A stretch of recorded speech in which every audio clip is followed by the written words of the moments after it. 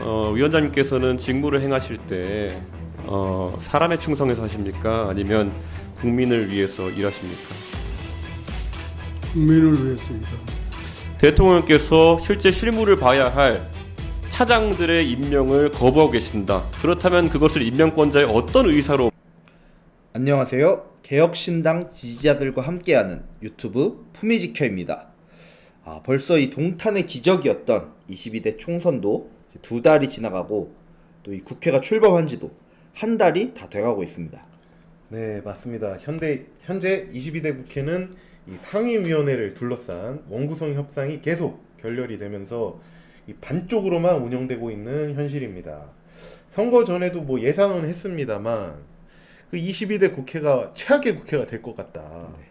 이런 예감이 들었는데 초장부터 맞아 들어가니까 좀 답답한 마음이 듭니다. 맞습니다. 이 참 국민적인 관심이 모아지는 이 최상병 청문회에도 결국은 이 국힘의원들이 다 지금 전혀 안 보이고 있지 않습니까? 네. 참여를 안 하고 있으니까. 네.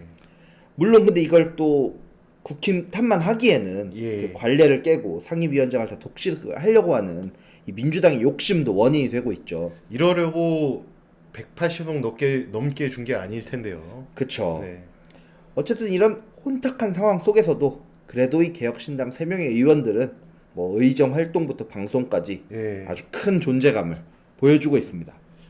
네, 맞습니다. 이 거대 양당 이 둘의 탐욕으로 만들어낸 이 국회의 파행 속에서도 이 개혁신당 의원들은 이 국민의 대표로서 이 본분에 아주 충실하고 있는 것 같습니다. 맞습니다. 이주영 의원은 보복위, 그리고 천하람 의원은 기재위와 운영위, 이준석 의원은 가방위와 예결위에 배정받아서 이제 상임위를 임기를 시작을 했는데요. 네. 이 기대가 컸던 만큼 이 언론에서 그래도 자주 다뤄주는 것 같습니다. 많이 보여요. 네. 이번 주 이 개혁신당 의원들의 의정 활동 중 뭐가 인상 깊었습니까, 권수석? 저는 일단 그 21일에 천하람 의원이 그 국회 공무직 노동자분들 처우 개선을 얘기하는 내용이 아주 인상적이었습니다. 네.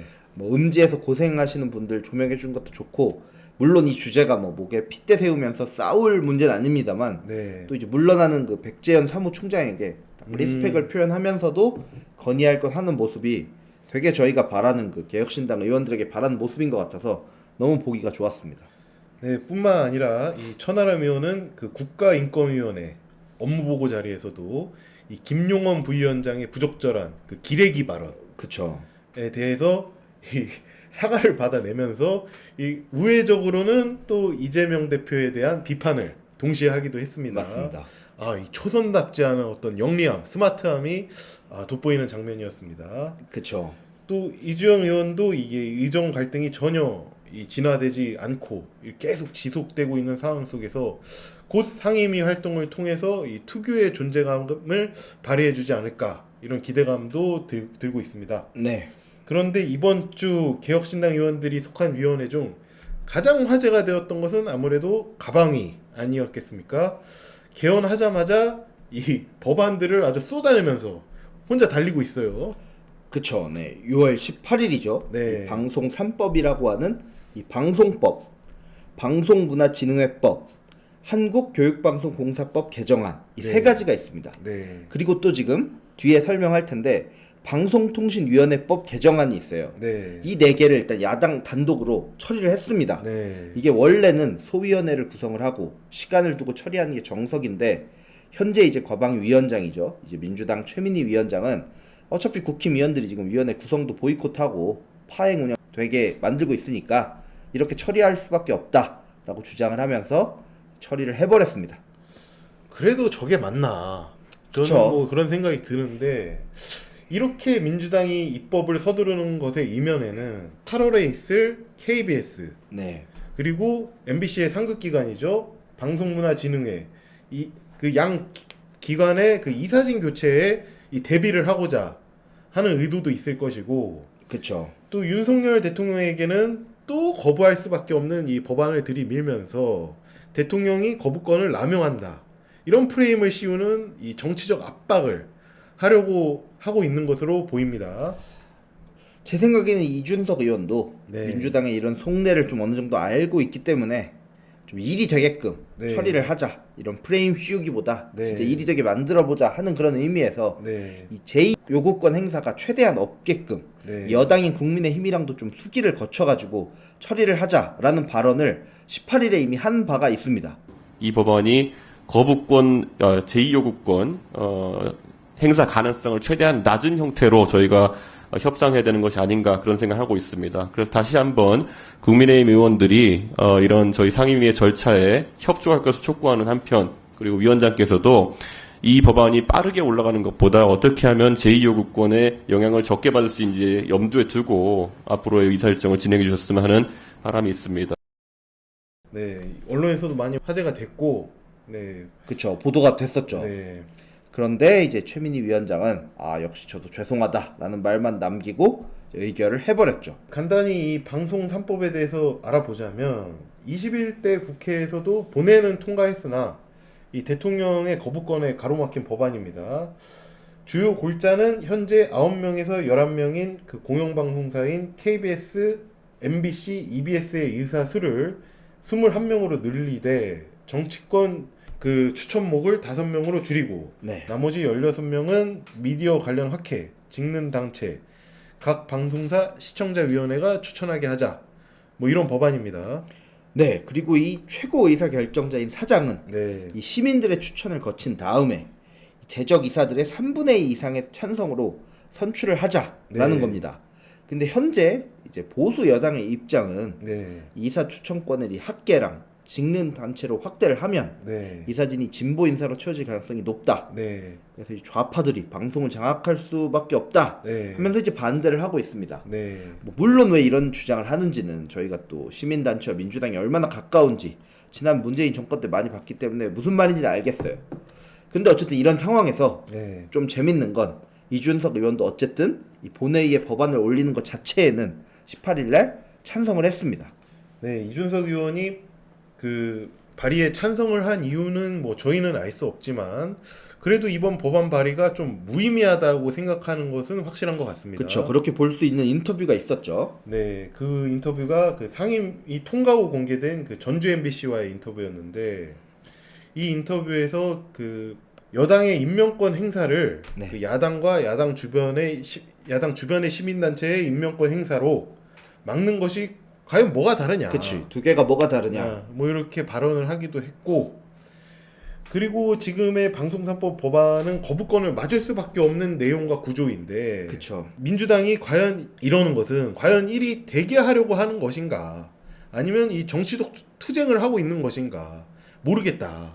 뭐 이렇게 말하기도 했거든요. 그쵸. 결국은 이제 이준석 의원도 현재 법안대로라면 이 친민주당 색채의 시민단체들이 영향력을 크게 발휘할 수밖에 없고 네. 그들을 통해서 민주당이 계속 이 방송을 장악해 나갈 수 있다. 이런 위험성이 있다. 네. 여기에는 좀 동의를 하는 것 같습니다. 네. 사실 저희가 이게 정신을 차리고 바라봐야 되는 게 과연 문재인 정부 때 공영방송이 중립적이고 정상이었냐 하면은 그렇지 않은 많은 기억들이 떠오르죠.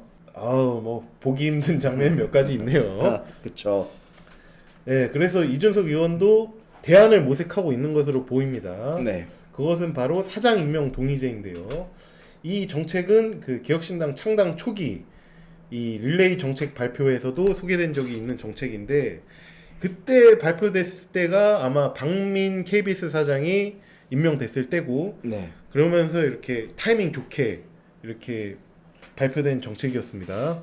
예. 네, 이 내용을 좀 살펴보자면 그 이사진이 어떻게 구성돼 있던 간에 네. 그 가장 중요한 의사결정자인 사장은 그 방송사에 가장 애착이 있고 또 합리적 판단을 할 수 있는 네.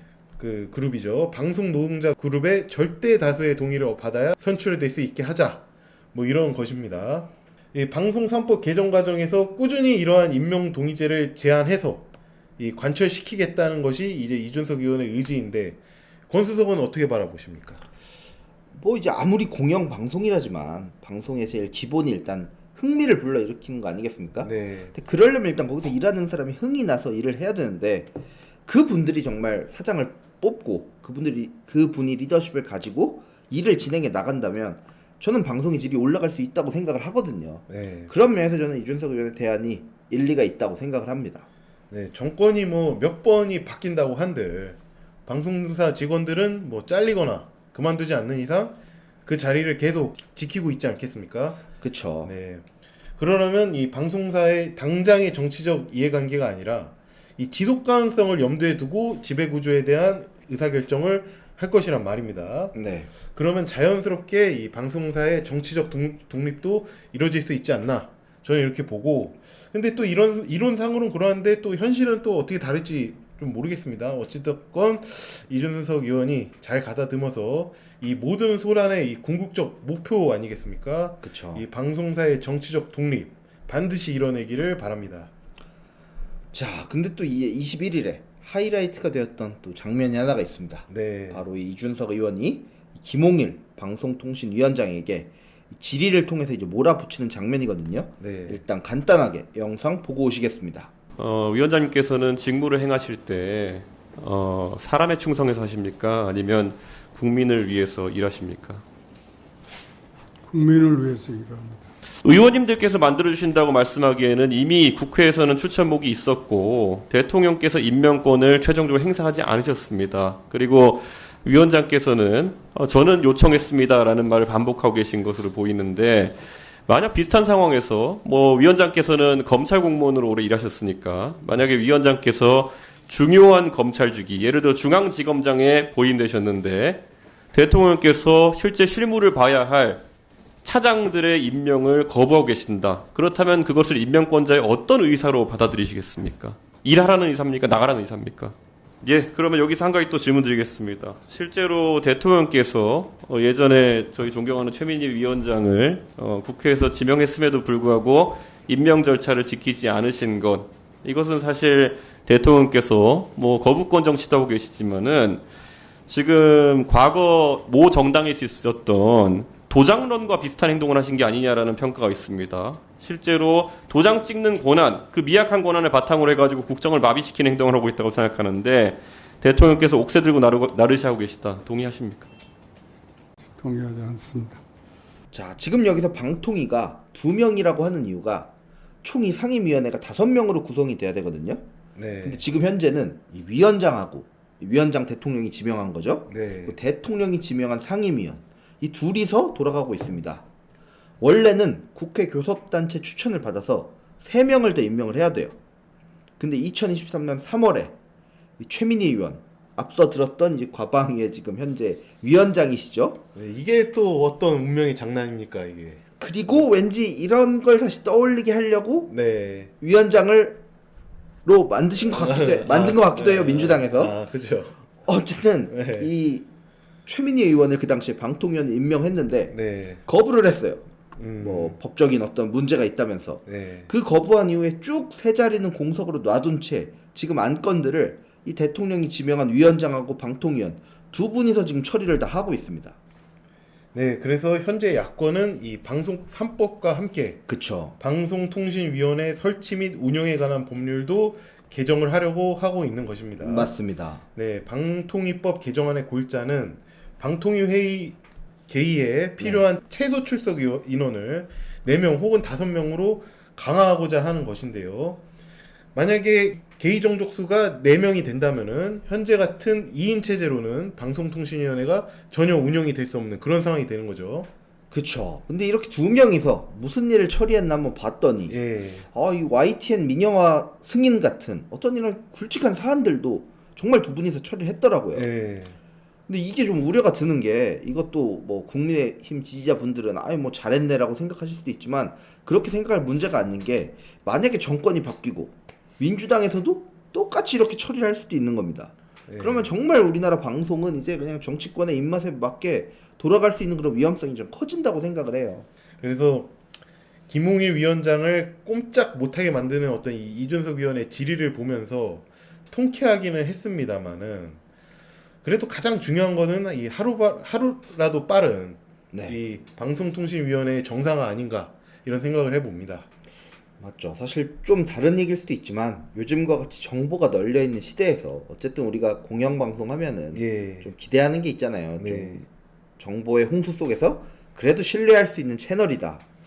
근데 이렇게 정권이 바뀔 때마다 막 공영방송 때리고 흔들고 뭐 진행자가 바뀌고 하면은 저는 신뢰가 점점 떨어진다고 생각을 합니다. 네.